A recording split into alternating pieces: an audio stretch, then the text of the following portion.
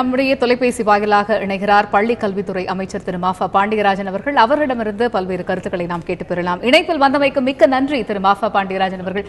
அவசர சட்டம் பிறப்பிக்கப்பட்டிருக்கிறது. ஜல்லிக்கட்டு தடை மீதான அந்த தடை நீங்கி இருக்கிறது. நாளை காளைகள் வாடிவாசல் வழியாக துள்ளி குதித்து வர காத்திருக்கிறது. இது பற்றி உங்களுடைய முதற்கட்ட பார்வை என்ன திரு மாஃபா பாண்டியராஜன்? பதிவு செய்யுங்கள். கொடுத்த வாக்குகள் அனைத்தையும் குறிப்பாக 3 நாட்களுக்கு முன்னால் இந்த போராட்ட குழு வந்து எங்களை சந்திச்சப்போ என்ன வாக்குறுதிகள் கொடுத்தோமோ அது அனைத்தையும் நிறைவேற்றி இருக்கிறோம்.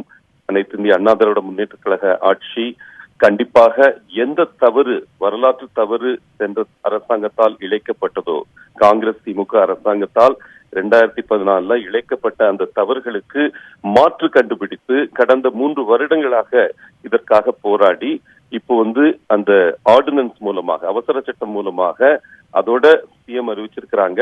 நாளை மறுநாள் சட்டமன்றத்திலேயே இந்த அவசர சட்டத்தை நிலைத்த சட்டமாக மாற்றுவதற்கு பில் பாஸ் செய்யப்படும் அப்படின்னு அறிவிச்சிருக்கிறாங்க. அதனால எந்த மனக்கிலேசும் வேண்டாம். இது நிலையாக இருக்கக்கூடிய ஒரு விஷயம். எந்த நீதிமன்றத்திலையும் நிலைத்து நிற்கும் அளவுக்கு சட்டம் அமைப்பு உருவாக்கப்படும் என்பதையும் சொல்ல விரும்புகிறேன்.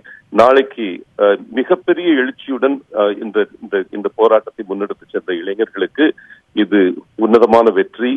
அந்த வெற்றியை கொண்டாடும் அதே நேரத்துல இது நிலைத்து இருக்கும் என்ற மன நிம்மதியுடன் அவங்க போகணும்னு நினைக்கிறோம். திரு மாஃபா பாண்டியராஜன், 23ஆம் தேதி சட்டமன்ற கூட்டத்தொடர் கூடுகிறது.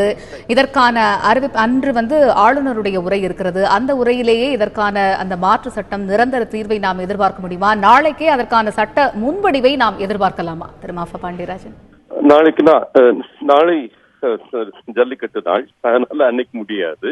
நாளை மறுநாள்ல இருந்து சட்டமன்ற கூட்டத்தொடர் துவங்குகிறது, குளிர்கால கூட்டத்தொடர் துவங்குகிறது. அதுல எவ்வளவு விரைவில் அதை கொண்டு வர முடியுமோ அவ்வளவு விரைவில் கொண்டு வருவோம்னு முதலமைச்சர் இப்ப சொல்லியிருக்காங்க.